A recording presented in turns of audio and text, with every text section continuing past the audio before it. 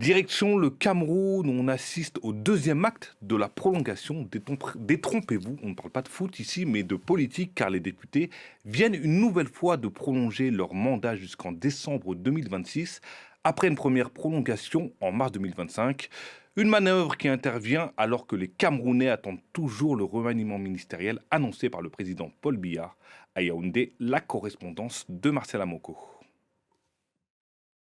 Initialement élus lors des législatives de janvier 2020 pour un mandat de 5 ans, les 180 députés de l'Assemblée nationale camerounaise auraient dû quitter leurs fonctions en mars 2025. Mais ils viennent d'adopter une deuxième prolongation de leur mandat jusqu'en décembre 2026. Conséquence, les conseillers municipaux élus, eux aussi en 2020, restent en place jusqu'aux prochaines élections législatives et municipales. Pour justifier cette décision, le gouvernement avance deux principaux arguments. Les contraintes financières liées à l'organisation de plusieurs scrutins majeurs en 2025, la présidentielle et les régionales. Autre motif invoqué par les autorités camerounaises, Elections Cameroun, l'organe en charge de l'organisation des élections, réclame du temps pour affiner les préparatifs techniques, notamment la mise à jour des listes électorales, la logistique de déploiement du matériel et la sécurisation du processus. Des arguments balayés d'un revers de la main par les partis d'opposition et une partie de la société civile qui dénonce une stratégie de confiscation du calendrier électoral